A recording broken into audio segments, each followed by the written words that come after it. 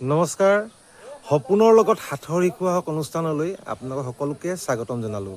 আৰু আজি আৰম্ভ কৰিবলৈ লৈছোঁ আজিৰ তিনিটা হাতৰ। এটা ভৰিৰ কলা ভেকুলী বাৰিষা কালত আহে, বহুত বৰষুণ আহে যেতিয়া মানুহক তেওঁক লাগে। গতিকে এই সাঁথৰটোৰ উত্তৰ কি জানিনে? এই উত্তৰটো হৈছে ছাতিটো। এতিয়া আপোনালোকৰ সন্মুখত দ্বিতীয়টো সাঁথৰ হৈছে মনে মনে চুকত বহো পৃথিৱীখন ভ্ৰমি ফুৰো। মনে মনে চুকত বহো পৃথিৱীখন ভ্ৰমি ফুৰো। ইয়াৰ উত্তৰটো হৈছে ডাক টিকট।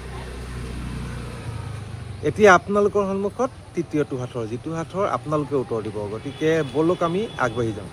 তিনিটা আখৰৰ মানুহৰ শৰীৰৰ এটি অংগৰ নাম। তাৰে প্ৰথমটো কাটি দিলে এজনী ধুনীয়া ছোৱালীৰ নাম। গতিকে এই অংগটোৰ নাম কি আপোনালোকে এতিয়া ক'ব লাগিব।